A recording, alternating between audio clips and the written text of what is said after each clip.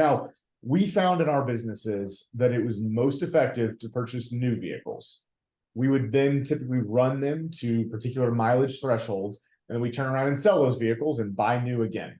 So for P&D, we typically would say selling vehicles around about 150,000 to 200,000 miles is kind of the mileage threshold. And for line haul, around 500,000 miles. Advantages of buying new: it lets you reset the depreciation on the vehicle, so you can start that again from a tax perspective. You should have significantly lower repair and maintenance. And many actually will get a warranty on those new purchases for the first few years. And then when you're selling, you're still getting a residual value when you sell those old vehicles, because let's be clear, that 150,000 mile point is not end of life. Many P&D vehicles will go up to 500,000, up to 600,000 if they're diesel. Line haul tractors can go up to 1 million miles. So those thresholds we're talking about is not that we're selling them when they've reached end of life. Those vehicles still have years left in them, but the repair and maintenance curve got to a point that for our strategy, that was too high. And that was the point where we wanted to sell those vehicles, and it generally fell in about those mileage ranges. And we'd, sell, start fresh, and recover that residual value. Now, when you buy new, you're also getting all of the newest safety features. You're getting significantly more reliable vehicles, which is really important depending on how many miles your territory is. You're also getting the best fuel efficiency and generally just all around better quality of life for your drivers, which helps on the retention side and on recruiting as well. If you have the newest vehicles in the terminal, the other drivers will notice those vehicles, and when they're looking for their next home, that is something they'll remember. So lots of benefits to that strategy of kind of taking it to that threshold and then buying new. But there are some important caveats that I want you to know as well and think through. So one is, if you're running a really low mileage territory, you may not ever hit that 150,000 mile point. You've probably heard us talk about it before. We used to have the Miracle Mile down in Chicago, where we might do 10 miles a day or less sometimes. And so those vehicles were never going to hit the 150,000 mile threshold if we're just running it under normal operations. So instead, you may look at targeting a number of years instead of a certain mileage point for when you retire the vehicle, because you could keep it forever, but typically there's benefits that I mentioned of bringing in new vehicles instead of running something that's 30 years old. Now, an interesting model that I've seen that we used and that several other contractors have used is to rotate your vehicles if you have any kind of mixed composition territory.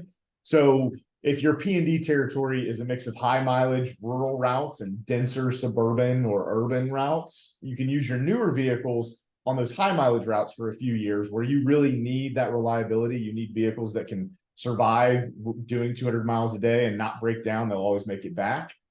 And then rotate them to your lower mileage routes once they've gotten a few years under their belts, because those are easier routes to deal with. If a vehicle goes down, it's a lot easier to deal with recovering that vehicle. So you can kind of extend the life of the vehicles by doing things like that. For line haul, it's a similar thought process. So, if you're really high mileage solos or your team runs, you need to have really reliable vehicles on those runs. But once those have reached higher mileage, you can rotate those tractors onto your shorter solos, or your spots is the best place, where, a spot, you're going to be doing really low mileage, those local spots, and you can keep getting solid revenue out of the tractors well past the kind of mileage threshold where you'd be comfortable sending it across the country on a multi-day trip. The other caveat that I really want you to think about, particularly right now, is that you always have to consider the current market when you're trying to decide the best strategy for acquiring and disposing vehicles. Right now, financing is expensive and purchasing new is expensive. And so in many markets right now, it can make more sense to look at buying used. And it's, again, not completely end of life used. You don't want a vehicle that's still gonna break down tomorrow, but maybe something that's had a few years of work that you can get at a cheaper price.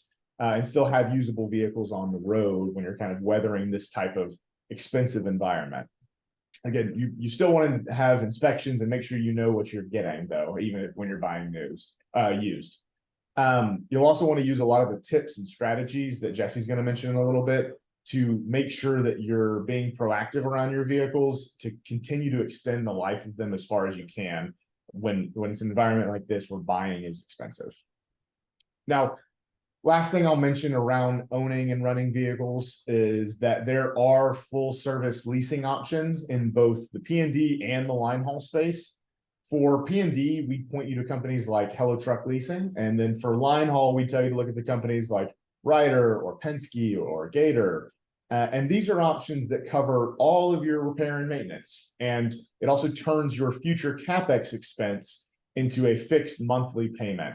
Since, you'll be able to run the current vehicle for 3 years, then turn around and renew the lease when you get a new vehicle. Full service leases generally give you the peace of mind of knowing you have the new vehicles on the road. It also improves the quality of life for the drivers, like we talked about with new vehicles, and it makes the operation just in general run more smoothly. You are paying for those leases. There's a cost to it, but remember that fixed expense that you're paying up front is something that you would have to pay at some point when you're thinking about in the future actually paying to replace that vehicle. It's just that instead of being a kind of a nebulous future CapEx to plan for, it's a fixed ongoing monthly expense. Now, I will give the additional caveat for the line haul side is that most of the line haul leasing companies do have minimum experience requirements where you have to be an operator for at least a year or two before they'll let you have leases. Sometimes if you're buying a business with those leases already in place, you basically get them to transfer the guarantor from the current owner to you, and you can still run them. But what may happen on the line haul leasing side is that you may have to start with an owned tractor strategy and then maybe shift over time to the leasing model and test it out once you've been an operator for a year or so.